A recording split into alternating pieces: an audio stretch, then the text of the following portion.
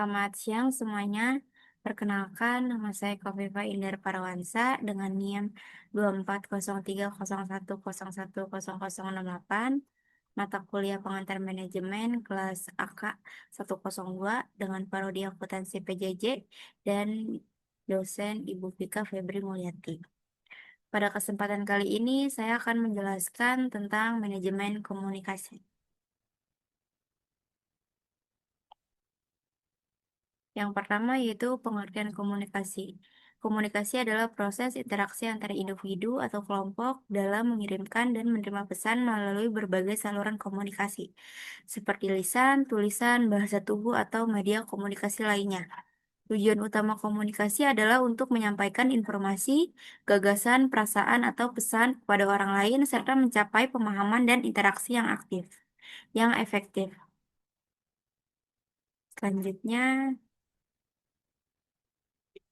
tujuan manajemen komunikasi, yaitu dibagi menjadi 6, membangun komunikasi efektif dan profesional, meningkatkan pemahaman atau mutual understanding, yang ketiga meningkatkan kinerja manajerial, yang keempat membentuk citra dan goodwill, yang kelima mengelola konflik dan krisis, yang keenam mempengaruhi perilaku.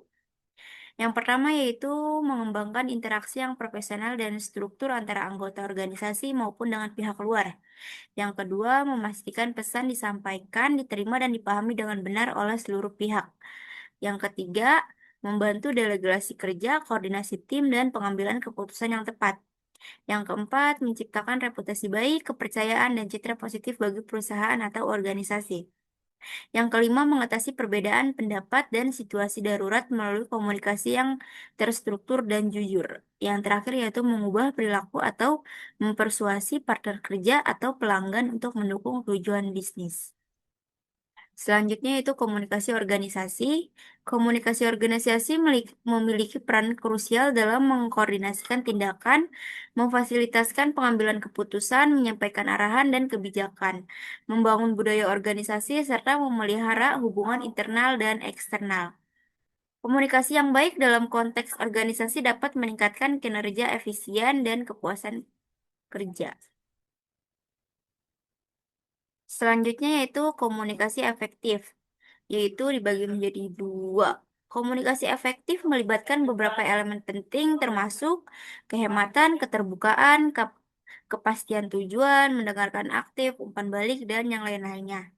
Dan adapun manfaat utama bagi komunikasi efektif yaitu pemahaman yang lebih baik, hubungan yang kuat, peningkatan produktivitas, pengambilan keputusan yang lebih baik, dan yang lain-lainnya. Selanjutnya, hambatan dalam komunikasi efektif. Hambatan komunikasi efektif adalah rintangan atau halangan yang menghalangi aliran pesan dan pemahaman yang tepat antara pengiriman dan penerima pesan. Hambatan tersebut dapat mengganggu atau menghambat proses komunikasi dalam mengurangi efektivitasnya. Hambatan komunikasi efektif dapat berasal dari berbagai faktor, termasuk komunikator, saluran komunikasi, pesan, atau penerima pesan. Hambatan organisasional yaitu hierarki yang kuat, kurangnya saluran komunikasi yang tepat, wewenang manajerial, spesialisasi, dan yang lainnya. Dan adapun hambatan antar pribadi, yaitu ketidakjelasan pesan, kurangnya keterampilan mendengarkan, ketidakcocokan gaya komunikasi, dan emosi dan kecemasan. Selanjutnya,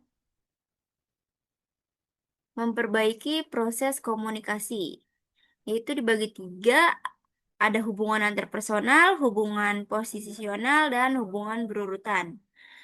Kalau hubungan antarpersonal yaitu menjaga kontrak pribadi yang akrab tanpa menumbuhkan perasaan bermusuhan. Yang kedua, menetapkan dan menegaskan identitas kita dalam hubungan dengan orang lain tanpa membesar-besarkan ketidaksepakatan. Yang ketiga yaitu menyampaikan informasi kepada orang lain tanpa menimbulkan kebingungan, kesalahpahaman, penyimpangan, atau perubahan lainnya yang disengaja. Nah, adapun hubungan posisional, yaitu yang pertama saling menghargai, yang kedua berkomunikasi dengan jelas dan terbuka, yang ketiga merencanakan penempatan pengaturan jabatan secara benar. Nah, Yang terakhir yaitu ada hubungan berurutan. Dalam hubungan berurutan, penting untuk menjaga komunikasi yang terbuka, saling pengertian, dan kolaborasi yang efektif antara manajer dan karyawan.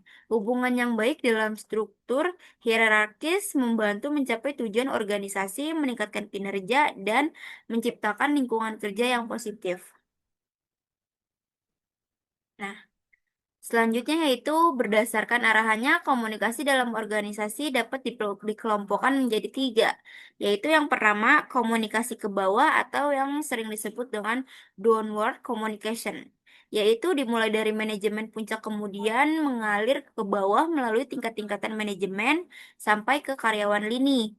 Tujuannya untuk memberi pengarahan, informasi, instruksi, saran, dan penilaian ke bawah, serta memberikan informasi kepada anggota organisasi tentang tujuan dan kebijaksanaan organisasi. Nah, yang kedua itu komunikasi ke atas atau upward communication, mensuplai informasi ke- kepada kepada tingkatan manajemen atas apa yang terjadi pada tingkatan bawah. Tipe komunikasi ini mencakup laporan-laporan periodik, penjelasan, gagasan, dan permintaan diberikan keputusan. Yang terakhir yaitu ada komunikasi horizontal atau lateral communication. Biasanya mengikuti pola, pola arus pekerjaan dalam sebuah organisasi terjadi antara anggota kelompok kerja, antara satu kelompok kerja dengan kelompok kerja yang lain, antara anggota departemen yang berbeda, dan antara karyawan lini dan staf. Tujuannya adalah untuk melakukan koordinasi antara departemen dan pemecah masalah. Nah, yang terakhir yaitu ada melakukan negosiasi untuk mengatasi konflik. Negosiasi adalah proses interaktif di mana dua pihak atau lebih berusaha mencapai kesepakatan atau penyelesaian yang saling menguntungkan dalam situasi konflik.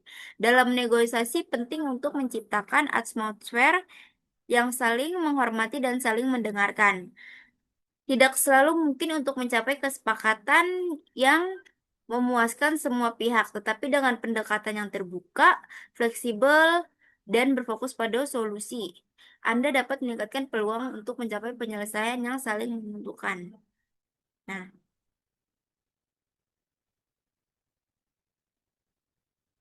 sekian presentasi dari saya, kurang lebihnya mohon maaf. Terima kasih.